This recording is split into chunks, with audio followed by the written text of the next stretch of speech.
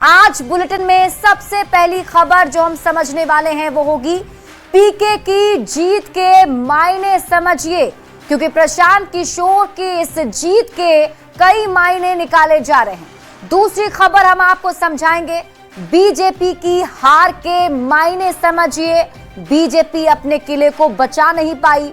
तीसरी खबर आपको समझिए आरजेडी पर हार का क्या असर होगा, और इसके साथ ही बात चौथी खबर की होगी गैंगस्टर सुजीत की मौत पर क्यों उठ रहे हैं सवाल, यह भी आपको समझाएंगे। तो आइए शुरू करते हैं खबरों का सिलसिला। और बात सबसे पहले प्रशांत किशोर ने अपने राजनीतिक सफर की शुरुआत शून्य से की। जब बिहार विधानसभा चुनाव 2025 में उनकी पार्टी शून्य पर आउट हो गई तो हर कोई प्रशांत किशोर पर तंज कस रहा था, उनकी हंसी उड़ा रहा था। लेकिन प्रशांत किशोर हार मानने वालों में नहीं, मैदान में डटे रहने वाले नेता थे, क्योंकि उन्होंने अपना सफर ही जनसुराज अभियान से शुरू किया था। 3000 किलोमीटर पैदल यात्रा करने वाला शख्स कभी डिगता नहीं, उन्होंने ये साबित किया है, और यही वजह है कि आज उनकी जय जयकार हो रही है। ये रिपोर्ट देखिए फिर खबर तो समझिए। अभी मैं मरा नहीं हूं, अभी कहानी बाकी है।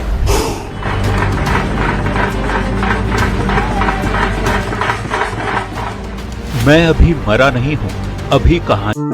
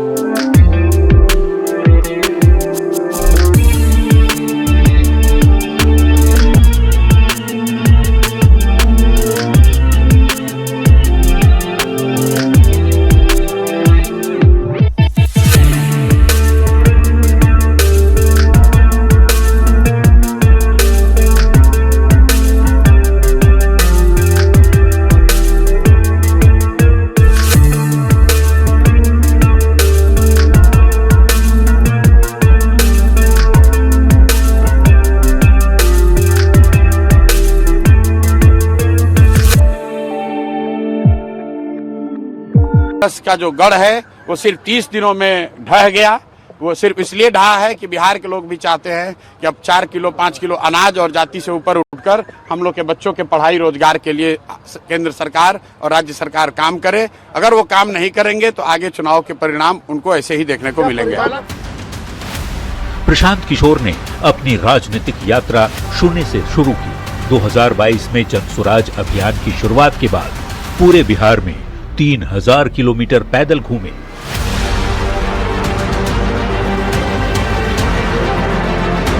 फिर जनसुराज अभियान को पूरी तरह राजनीतिक संगठन में बदल दिया। इस राजनीतिक यात्रा का मकसद बिहार में एक नई मजबूत राजनीतिक जमीन तैयार करना था। लेकिन 2025 के विधानसभा चुनाव के नतीजों ने उनकी सियासी मकसद को हिलाकर रख दिया।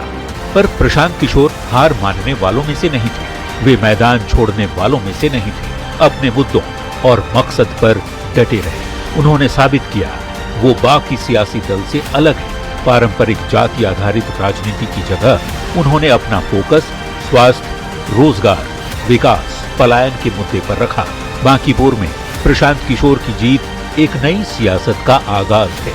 प्रशांत किशोर का हार नहीं मानने वाला ये अंदाज सियासी दिग्गजों के लिए बड़ा संदेश है।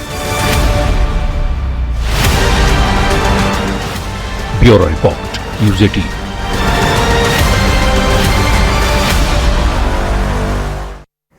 तो बांकीपुर उपचुनाव में प्रशांत किशोर की जीत इतनी बड़ी क्यों है, ये अब आप समझिए, और पूरी खबर अब आपको विस्तार से समझाते हैं। प्रशांत किशोर की धुरंधर जीत के मायने अब आप समझिए। अब आप ये पहले जान लीजिए कि आखिर इस उपचुनाव में किसे कितने वोट मिले। अंतिम परिणाम में जनसुराज पार्टी के उम्मीदवार प्रशांत किशोर ने 64,151 वोट हासिल किए। उन्होंने बीजेपी के उम्मीदवार नीरज सिन्हा को 19,246 मतों से पीछे छोड़ दिया। नीरज सिन्हा की बात करें तो 44,827 वोट नीरज सिन्हा को मिले। राजद की उम्मीदवार रेखा गुप्ता को 14,273 वोट मिले हैं और वे तीसरे स्थान पर रहीं। बांकीपुर उपचुनाव के लिए कुल 1,30,313 वोट पड़े थे। देखिए, पहले ही चुनाव में प्रशांत किशोर की बड़ी जीत हो गई। अब प्रशांत किशोर की व्यक्तिगत राजनीतिक वैधता भी इसी जीत से स्थापित हो गई है, जो लोगों के बीच में अब एक नेता के तौर पर स्टैब्लिश्ड हो गए हैं। केवल चुनावी रणनीतिकार नहीं, बल्कि एक जनाधार वाले नेता भी प्रशांत किशोर अब बन गए हैं। जनसुराज को एक बड़ी राजनीतिक विश्वसनीयता मिली है और अब तक जनसुराज को एक प्रयोग माना जाता था।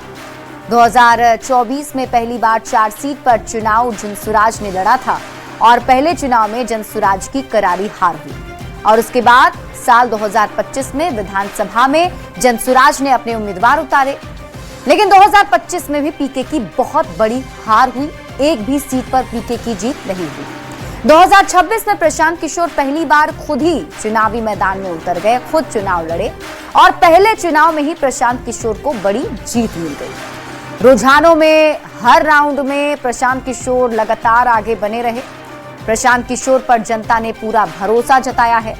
ये जीत उन्हें बिहार की राजनीति में एक बड़ी जगह देगी। बीजेपी के मजबूत गढ़ में सिंध का संदेश भी जाएगा। बांकीपुर बीजेपी का मजबूत क्षेत्र माना जाता रहा है। देखिए, बांकीपुर में पीके की जीत बीजेपी के लिए एक बहुत बड़ा झटका भी है। अब प्रशांत किशोर की जीत विपक्ष के लिए भी बड़ा मनोवैज्ञानिक संदेश है। विपक्ष के बड़े नेता के तौर पर प्रशांत किशोर अब उभर सकते हैं। 2030 के बिहार विधानसभा चुनाव में प्रशांत किशोर की भूमिका और बढ़ सकती है। एनडीए और आरजेडी के अलावा अब बिहार में जनसुराज तीसरे प्रभावी ध्रुव बन सकता है। जनसुराज के कार्यकर्ताओं और समर्थकों का मनोबल अब कई गुना बढ़ गया है। नई पार्टी को संगठन विस्तार, सदस्यता अभियान में मदद मिलेगी और अन्य दलों के नेताओं का जनसुराज की ओर रुख भी बढ़ सकता है। कई स्थानीय नेता पार्टी में शामिल होने पर विचार भी कर सकते हैं। बिहार की त्रिकोणीय राजनीति अब मजबूत होगी। राष्ट्रीय राजनीति में भी प्रशांत किशोर का कद बढ़ेगा। अब जीत के बाद प्रशांत किशोर ने क्या कहा, वो भी आप जान लीजिए। तो बांकीपुर का रिजल्ट विधायक का चुनाव नहीं, बांकीपुर का रिजल्ट बीजेपी के लिए बड़ा संदेश है। प्रशांत किशोर ने यह बयान दिया। उन्होंने कहा कि बिहार में किसी साफ छवि के व्यक्ति को सीएम बनाएं। बांकीपुर में बदलाव का भरोसा भी उन्होंने दिया और ये भी कहा कि 2-4 महीने में ये बदलाव बांकीपुर के भीतर दिखने भी लगेगा, उन्हें थोड़ा समय दिया जाए। बढ़ते आगे और बात अगली खबर की। बांकीपुर बीजेपी का वो किला जहां से पिछले 3 दशक से उसे कोई डिगा नहीं पाया, उसी बांकीपुर में एक 4 साल पुरानी पार्टी ने ऐसी पटखनी दी जिसने राज्य की सियासत को हिलाकर रख दिया। प्रशांत किशोर की जीत के साथ ही अगर सबसे ज्यादा चर्चा किसी की हो रही है तो वो है बीजेपी की हार की। बांकीपुर में बीजेपी के हार के मायने क्या हैं, ये आपको समझाएं उससे पहले ये रिपोर्ट देखिए। पीके की जीत, बीजेपी को झटका।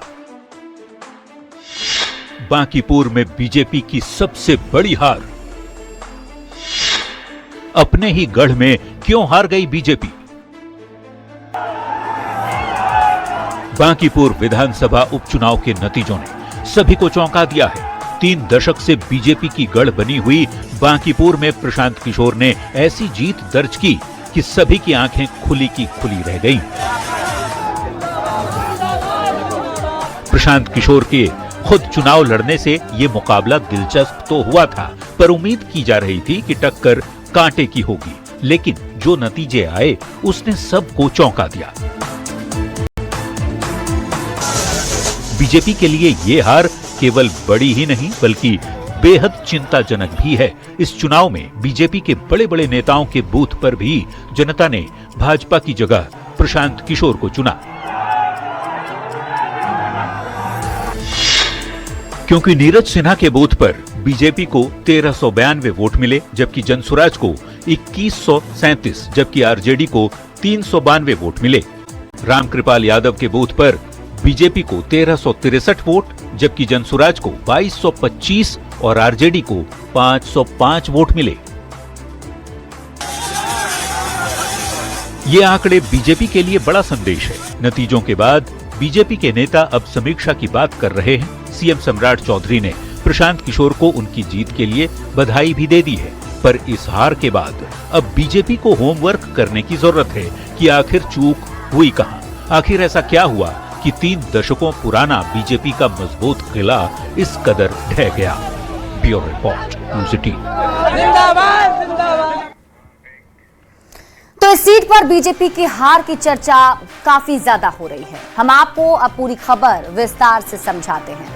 बांकीपुर उपचुनाव में बीजेपी की हार क्यों हुई, इसके मायने अब आप समझिए। अति आत्मविश्वास ये सबसे पहला फैक्टर माना जा रहा है। अति आत्मविश्वास का शिकार हो गई बीजेपी। बांकीपुर में जीत को लेकर बीजेपी पहले से ही आश्वस्त थी। बीजेपी ने प्रशांत किशोर को भी गंभीरता से नहीं लिया। उसे लगा कि यहां पर जीत आसानी से हो जाएगी। दूसरा फैक्टर बताया जा रहा है कमजोर उम्मीदवार। पहले यहां से अभिषेक कुमार बंटी को उम्मीदवार बीजेपी ने बनाया था। उम्मीदवार की घोषणा के बाद नाम वापस लिए गए और फिर दूसरी बार यहां से नीरज सिन्हा को बीजेपी ने उम्मीदवार बनाया। चुनाव से पहले उम्मीदवार बदलने से गलत संदेश जनता के बीच गया और जनता के बीच बीजेपी को लेकर कंफ्यूजन बढ़ा। प्रशांत किशोर राजनीति में बड़ा नाम रहे हैं। पूरे देश में अलग अलग पार्टियों के साथ उन्होंने काम किया है। चुनाव नहीं लड़े पर राजनीति में सक्रिय रहे हैं। अब पीके के आगे नीरज पर पीके जो है वो भारी पड़ गए। पीके के खुद चुनाव लड़ने के फैसले को जनता ने भी सपोर्ट किया। अब बीजेपी को लेकर लोगों में आक्रोश की बात भी कही जा रही है। ये भी एक फैक्टर माना जा रहा है। चुनाव के दौरान नीट छात्रों का आंदोलन भी हुआ था। फिर हाल ही में आरा में चंदन तिवारी के एनकाउंटर पर भी काफी विवाद हुआ। कानून व्यवस्था को लेकर प्रशांत किशोर ने लगातार बीजेपी को घेरा। सरकार के कामकाज पर भी प्रशांत किशोर सवाल उठाते रहे। एक फैक्टर यह भी है बिना रिस्क का ट्रायल। बांकीपुर में बस एक सीट पर विधायक का चुनाव हुआ। राज्य की सरकार बदलने का चुनाव नहीं था। जनता ने जनसुराज को एक मौका भी दिया है। अब बिना किसी रिस्क के पीके को काम दिखाने का मौका भी जनता ने दे दिया है। बढ़ते आगे और बात अगली खबर की। बांकीपुर में आरजेडी का प्रदर्शन बेहद ही शर्मनाक रहा। तीसरे नंबर पर रही आरजेडी उम्मीदवार रेखा गुप्ता अपनी जमानत भी नहीं बचा पाई। विदेश दौरे से लौटने के बाद प्रचार के आखिरी दौर में तेजस्वी ने जरूर मोर्चा संभाला, लेकिन तब तक आरजेडी का कारवा लुट चुका था। ये रिपोर्ट देखिए, फिर खबर तो समझिए। बांकीपुर उपचुनाव की वोटिंग से 2 दिन पहले की ये तस्वीर है, जब तेजस्वी यादव विदेश दौरे से लौटकर आरजेडी उम्मीदवार रेखा गुप्ता के समर्थन में रोड शो करते दिखे।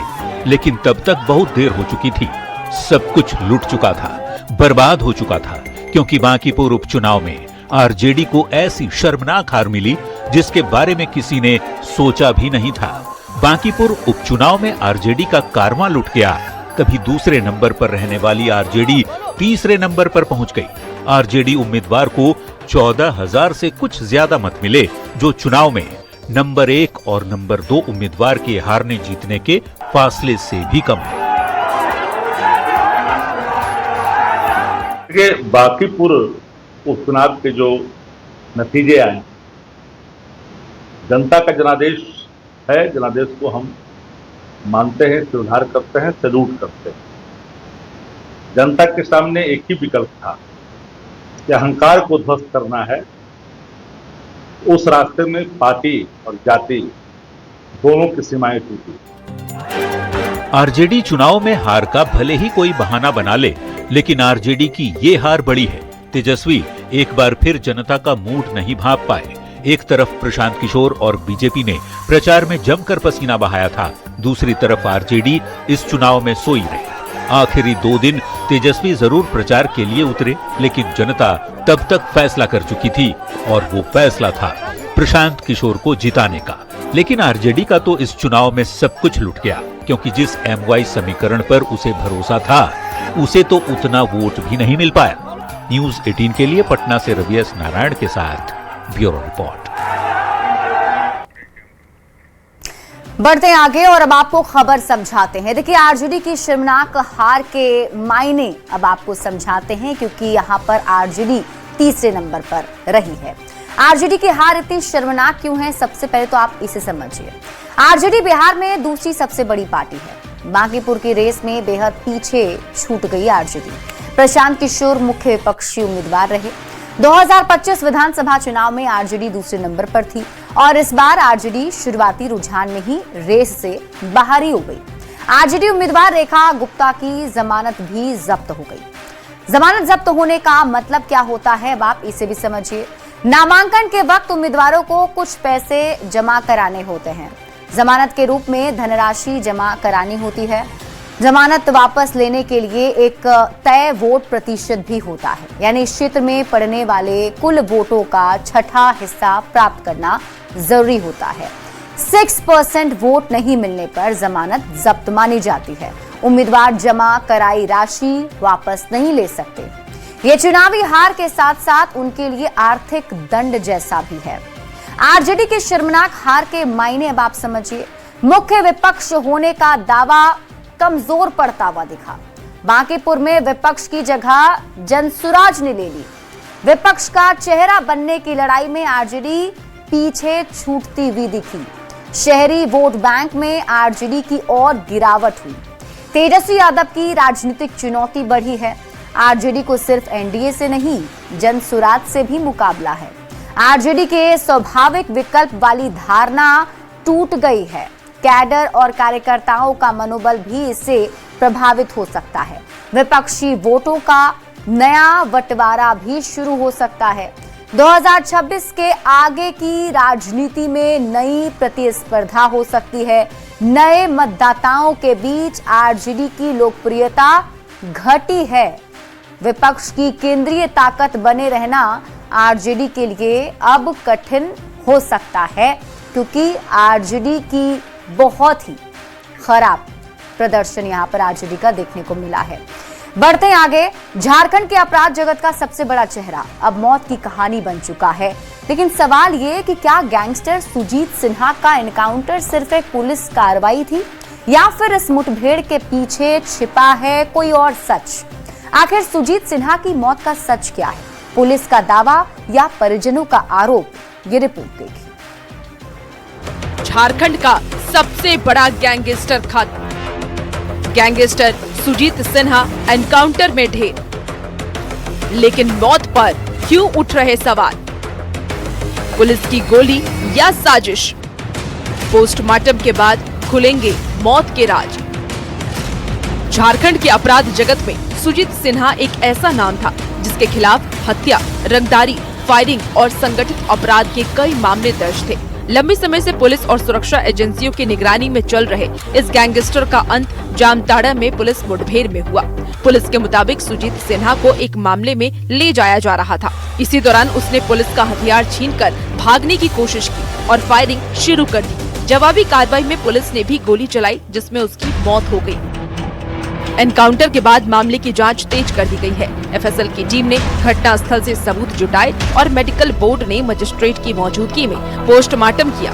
डॉक्टरों के मुताबिक शरीर से 2 गोलियां निकाली गई हैं, जबकि कई गोलियां आर पार हुई हैं। अंतिम पोस्टमार्टम रिपोर्ट के बाद ही मौत से जुड़े सभी तथ्यों की पुष्टि होगी।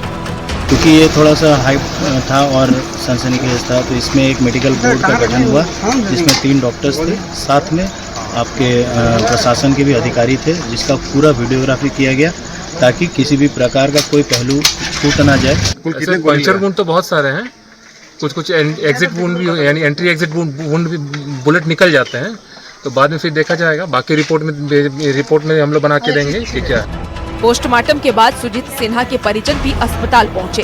अस्पताल परिसर में भावुक माहौल देखने को मिला। सुजीत के सास उषा देवी रोते रोते बेहोश हो गई। परिजनों ने पुलिस की कहानी पर सवाल उठाए। उनका आरोप है कि ये एनकाउंटर नहीं बल्कि सुनियोजित हत्या है। सुजीत तुम ठीक हो जाओ, अपना बाल बच्चा को बेटा है लेके यहाँ से चल जाओ। वो भी मेरा नहीं सुना, चल गया दुनिया से अपना बच्चा को। ऐसे 8 घंटा उसको छोड़ा गया है रोड पर। उसको कल रात का देख रहे हैं हम लोग की रोड पर है, और सुबह में उसको जंगल में ले जाके उसके लाश को रख दिया गया है। बहुत गलत किया है लोग, वो बच्चा के साथ, मेरा अक्षत के साथ बहुत गलत किया है लोग। वहीं सूत्रों के अनुसार सुजीत सिन्हा पर करीब 50 फीट की दूरी से कुल 9 गोलियां चलाई गई। इनमें 6 गोलियां सीने और पेट में लगी, जबकि 3 गोलियां हाथ और उंगलियों को छूते हुए निकल गई। सुजीत की ओर से भी 1 से 2 राउंड फायरिंग किए जाने की बात सामने आई है। अपराध जगत में सुजीत सिन्हा सिर्फ एक एनकाउंटर नहीं बल्कि खौफ का पर्याय बन चुका था। पलामू से अपराध की दुनिया में पहचान बनाई। परिवार में बड़ा भाई, बहन और पत्नी है। जिस गैंगस्टर का नाम सालों तक पुलिस की मोस्ट वांटेड सूची में रहा, उसका अंत भी फिल्मी अंदाज में हुआ। साहिबगंज से धनबाद जेल लाया जा रहा था। कड़ी सुरक्षा के बीच कैदी वैन चल रही थी। जामताड़ा में पुलिस वाहन का टायर पंक्चर हुआ। दूसरी गाड़ी में शिफ्ट करने की तैयारी चल रही थी। इसी दौरान सुजीत ने जवान की सर्विस राइफल छीनी। सर्विस राइफल छीनकर भागने की कोशिश भी की थी। पुलिस ने जवाबी कार्रवाई में गोली चलाई। इस दौरान मुठभेड़ में सुजीत सिन्हा ढेर हो गया। सुजीत सिन्हा की मौत के साथ झारखंड के अपराध जगत का एक बड़ा अध्याय जरूर खत्म हुआ है, लेकिन उसके एनकाउंटर को लेकर के उठे सवाल अभी बाकी हैं। क्या ये पूरी तरह पुलिस की आत्मरक्षा में की गई कार्रवाई थी, या फिर जांच में सामने आएंगे कुछ ऐसे तथ्य जो इस एनकाउंटर की कहानी बदल देंगे? फिलहाल पूरे मामले की नजर पोस्टमार्टम रिपोर्ट, एफएसएल जांच और पुलिस की अंतिम रिपोर्ट पर टिकी है। जामताड़ा से संवाददाता सुमन भट्टाचार्य के साथ ब्यूरो रिपोर्ट।